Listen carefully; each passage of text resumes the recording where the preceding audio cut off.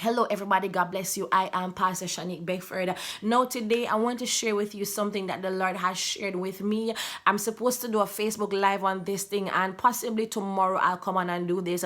The Spirit of the Lord is dealing very strongly in this season with the spirit of Jezebel within the church. He is dealing very heavily with charismatic witchcraft, with spiritual witchcraft as it relates to the leaders of the church.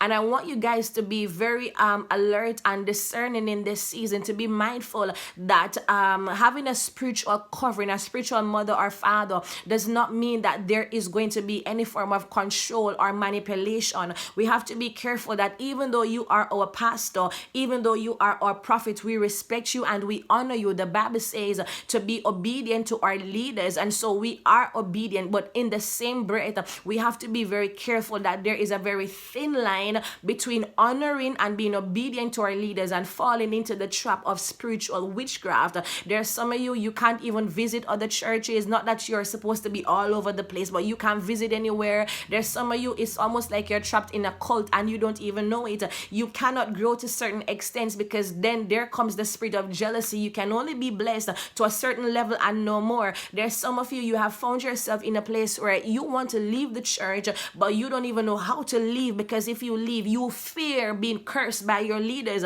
because you are being told you cannot leave because I carry your breakthrough, I carry your deliverance, I'm the one that has your blessing wrapped up in my hands, and if you leave, God's going to punish you because you got your healing here, you got your deliverance here, God has showed up for you here. So if you leave, that thing is going to come back. If you leave, you're going to get worse. Come on, no, the devil is a liar from the pit of hell. That is a spirit that's spiritual witchcraft.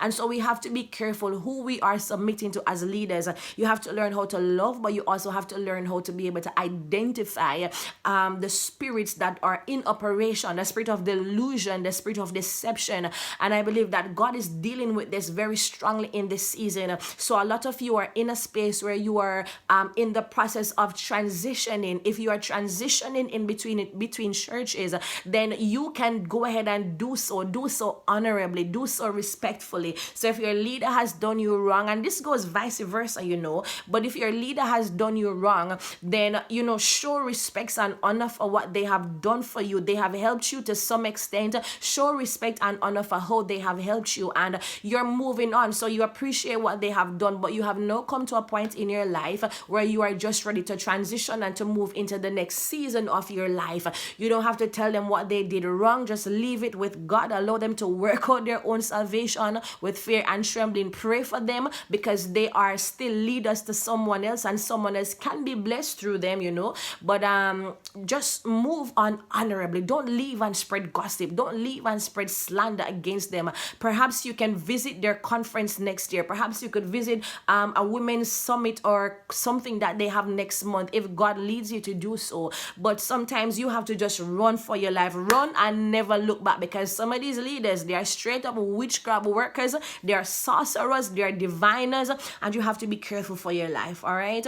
So I wanted to share this with you. There's no shame in transitioning. There's no I'm sorry to transition. No, none of that. If you have come to the end and you feel like your life is in danger, your spirit is being endangered, your family is being endangered, you have given everything that you have and you have nothing left to give. You've given your house, your car, everything. Know God for yourself. Walk in the spirit of discernment in this season. So I really wanted to share this with you guys. I'll do a live stream on this possibly tomorrow if the Lord leads, if the Lord tarries. So God bless you and have a wonderful rest of the day.